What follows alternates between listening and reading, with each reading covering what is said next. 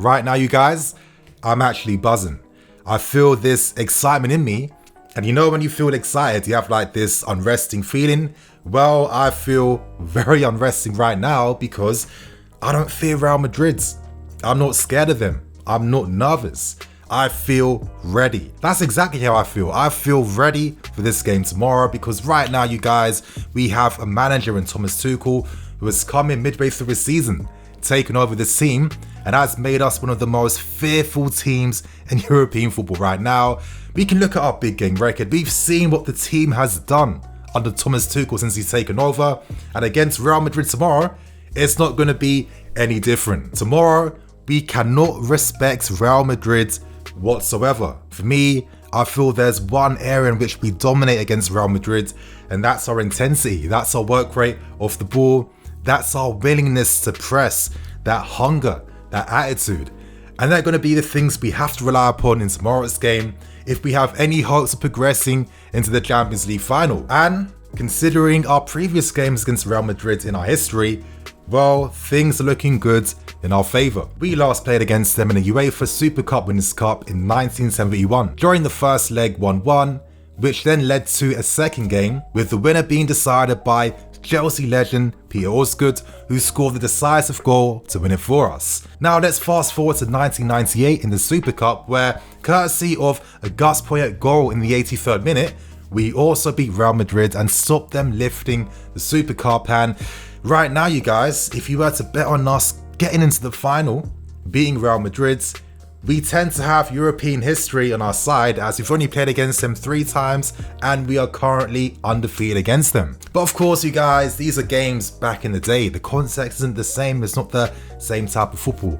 I understand that. So I think right now, let's actually look deep into our opponents in Real Madrid by looking at their previous form. As we can see in the past 6 games, they've drawn twice and they've won 4 games. Now, if you look deeper into their previous form, they drew against Real Betis in their last game, and in the past 3 games, they picked up 2 draws. Of course, though, we cannot forget that they've picked up massive wins against Liverpool and also Barcelona in the El Clasico. Real Madrid are a team that know how to play and win those big games. Now, 2 players that they signed from us to help them win those big games was Thibaut Courtois and Eden Hazard, who will finally be playing against us many years after leaving. Looking at Courtois, and do I personally feel like he's a snake for leaving?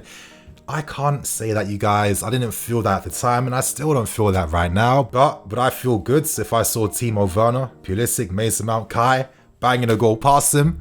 Of course I would. And in the case of Eden Hazard, well, it's kind of sad to see how Hazard has suffered time and time again with injuries at Real Madrid. Of course, he played a few minutes against Real Betis, but is that enough minutes to start against us? I don't think so. But would I be surprised to see him come on as the game goes on? Of course I wouldn't, you guys. And with Hazard, we know exactly what we need to expect from him and what exactly he can bring. But I'm not fearful. And if I was to say one thing about Hazard playing against us tomorrow, is the fact that, I don't know, I felt like it wasn't the right time to leave for Real Madrid. We were a club on the rise. We're a club that's improved, that has potential, that is set up right now to be ready to potentially dominate over the next 10 years. And if Hazard remains, he would have had the perfect conditions at this club that he's been desperate for over the years, but he wasn't patient and he left. So tomorrow, I'm hoping that we teach him a lesson. We teach him a lesson behind why he should never have left us in the first place and beat Real Madrid in the first leg, you guys. So if you feel excited and pumped that we can beat Real, we can win the UCL under Tuchel. Today, you guys, this is the day to smash that like button. I'm going to be super ambitious and I'm going to go for 3,000 likes for today's video. So make sure you guys show us some love and show us some support. But before I continue on with the rest of the match preview, where I'm going to break down the press conference, the lineups, and give my prediction, today's video was brought to you by OneFootball. The Champions League semi-final game starting tomorrow. It's only right that our game versus Real Madrid is dominating everything on OneFootball. Right now, OneFootball is the best hub to get all your Chelsea versus Real Madrid content. It's stacked with match facts. It's stacked with articles surrounding the game, press conference quotes surrounding the game, clips, stats, news, etc, etc. OneFootball makes it so easy for you to get the information that you want the relevant stuff immediately straight to your phone in one convenient and easy to use hub. So you guys, what are you waiting for? Show us some support for the channel.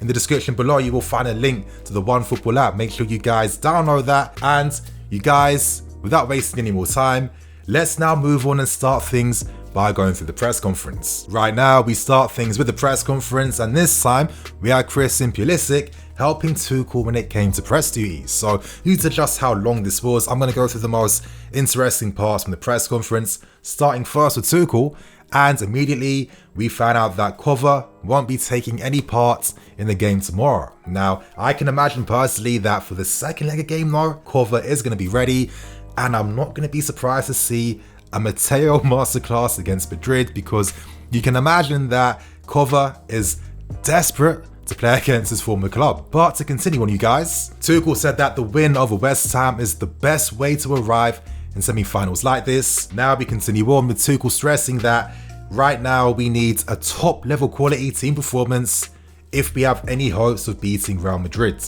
He admitted that we may lack in semi-final experience, but we make up for it in enthusiasm, hunger and intensity. And I think that's definitely been a massive advantage behind how our form has spiked up under Thomas Tuchel. I think the fact that he relies upon the squad a lot more has really pushed all of them to perform to their very best, to compete to their very best. And I think that when you get to parts like this near the end of the season, that's when you really reap the rewards for more of the efforts you put in. So let's see what happens, you guys. But to continue on, naturally Hazard was going to be a main focal point in the press conference, with Tuchel saying he respects Eden's legacy. He respects the legacy that Hazard left at the club, his key player status, and he knows that he played a few minutes against Betis to be ready for the game tomorrow. But now, to continue on, let's move on to Pulisic and hear what he had to say. Now, Puli said that for us, we must start strong. We must show our intensity, we must show our energy and our will to win. He really stressed about confidence, as he said that Madrid have the calm experience that you need to win these games. However, we cannot lack when it comes against them. Of course, further questions were posed towards us in regards to the magnitude of this game. Real Madrid being one of the serial winners this past 10 years in this competition, his response to that was he wouldn't want to be a team playing against us. And I think that tells you everything that you need to know. I love the confidence in which Pulisic said that. And I love the facts and the reality, because right now we are the type of team that no one wants to play against, because we have one of the best balanced structures around. We can press high, we can sit deep, we can attack on the counter-attack, we can play quick, neat football. We have intensity, we have strength, we have energy. We have all the ingredients you want to be serial winners of ourselves in this competition. And for me, what Pulisic said tells you exactly what you need to know about how confident the players feel and how ready they feel for that game tomorrow. But there you have it, you guys. That was the press conference out of the way.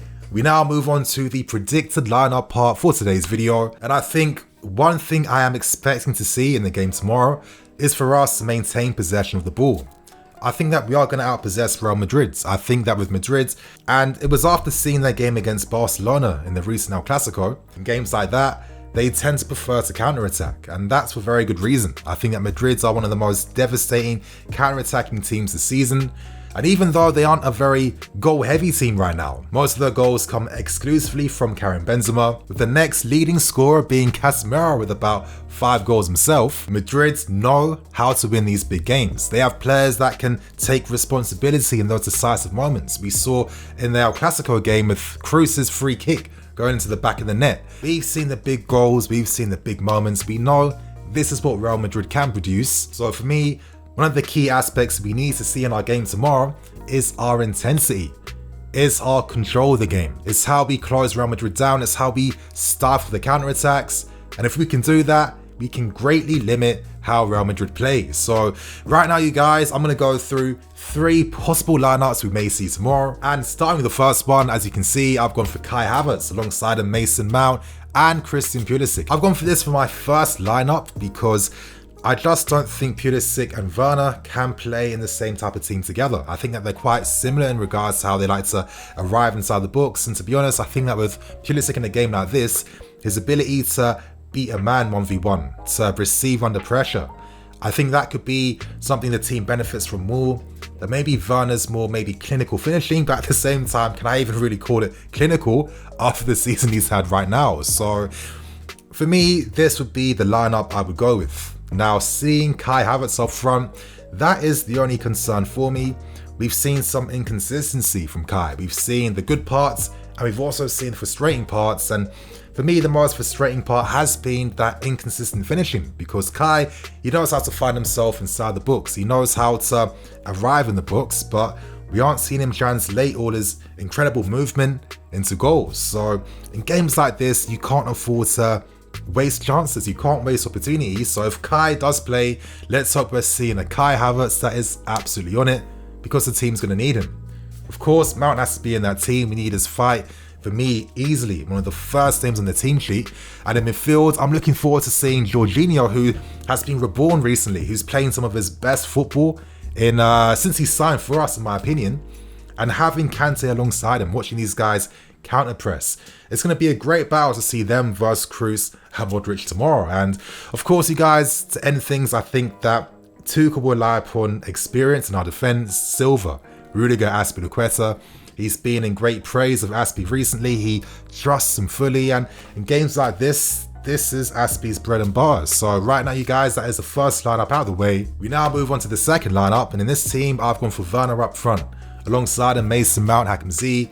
In midfield, defense, goal, actually the same as the first one, and it will be like that for the third one too, you guys. And my reasoning behind this lineup could be the fact that, okay, Tuchel may feel like it's about picking our moments to attack. It's about sitting deep a bit. It's about trying to pick Madrid off in the transition.